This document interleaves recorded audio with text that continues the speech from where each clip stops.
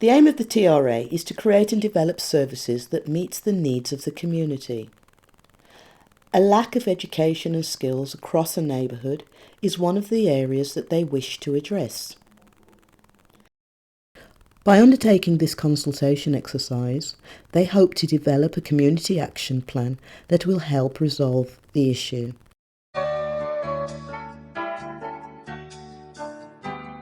So I am Kelly Cranston and I'm the chair of Tibby Residents Association.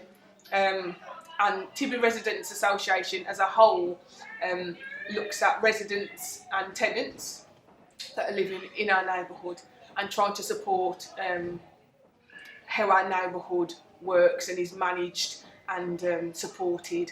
So we run youth clubs, we run a job club for people that are unemployed, we work with the council around housing issues and housing matters, and we do litter picks with the youth club, and we try and organise community events to support community gatherings and develop community cohesion across the neighbourhood. It's a predominantly white estate, so for a black person to be the chair is quite...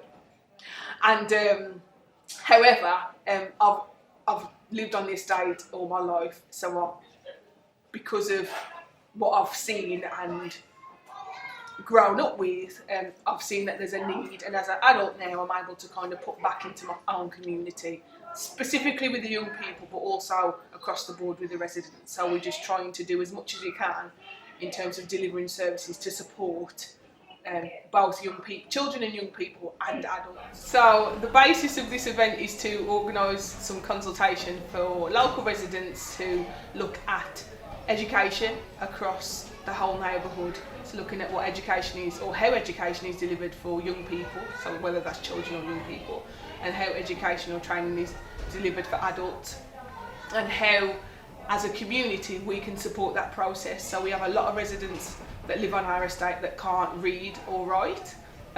So if they can't read or write and their children are in school, then it's more difficult for them to support them with their homework and activities like that. So we're trying to look at how we can support that process. So why do you think after school club would be a good idea for people in school? Because they might not feel comfortable in school, they might be bullied, or like the teachers like start mouthing off, and the education. How do you think an after-school club will help them if the schools ain't helping them? Because they might be getting bullied at school and they might feel comfortable in the youth club when they know everybody and they know the teacher and stuff and that. Okay. So would it work if teachers came from the school into the youth club? No. No. Why is that? Because they might not like the teacher or feel comfortable with the teacher in the room. No, if you had the power, what would you do to build everybody's confidence to speak out about it? I'd get all the shy people and all the quiet people in school and put them in one classroom and talk to them about if they're being bullied or not. Young people on the Tibby are keen to get people helping each other and working together. They have created a project called Streetmate. Basically, Streetmate is when people help each other on the road.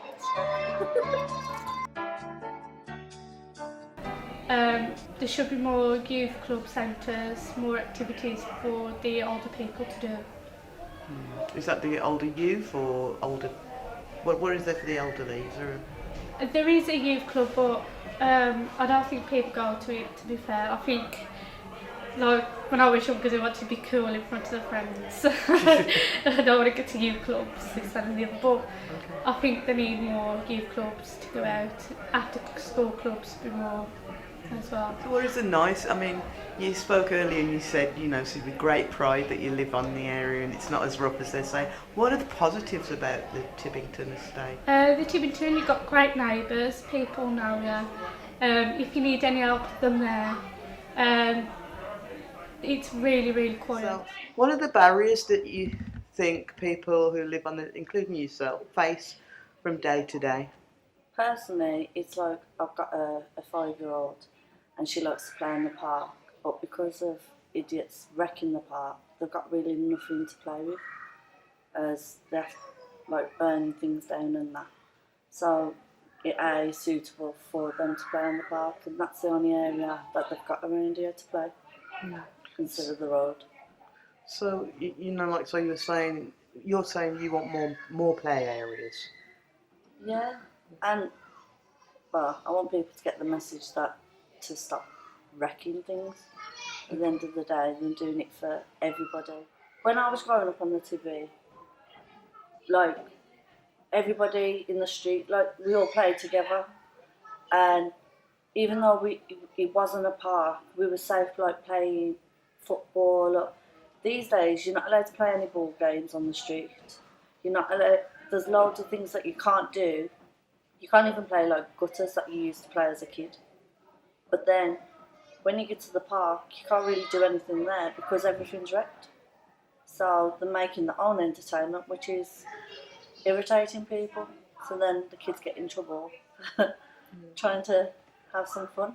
But you come and support these events? Do you think it's important to support them? It's nice because it's children get somewhere to like play. You got the bouncy castles and that. They make more friends who live in the area who on a normal day wouldn't meet because got nowhere to play together as such. So like days like this, you see like all the community going together. It's nice. Everybody's smiling and. What do you like about Tibbington?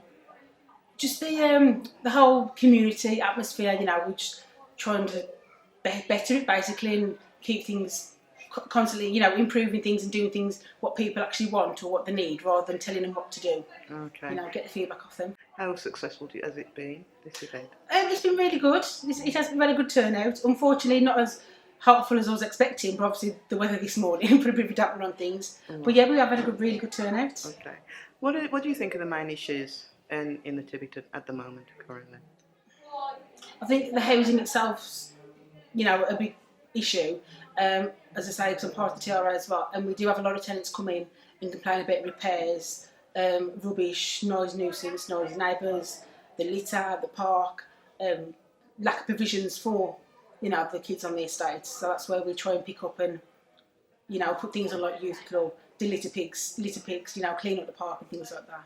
Okay. So what do you think about like the education? Like earlier people are talking about the high levels of unemployment and the education in terms of supporting young people to achieve. And a lot of the young people are talking about the bullying that goes on in schools. I mean, you obviously have a good relationship with the young people because I can see that from outside. I mean, what do you think it... Yeah, there is definitely big issues. I mean, myself, not on a... Well, yeah, as a mum, as a friend, as a youth worker, it's just literally... Unfortunately, it seems a part of everyday life.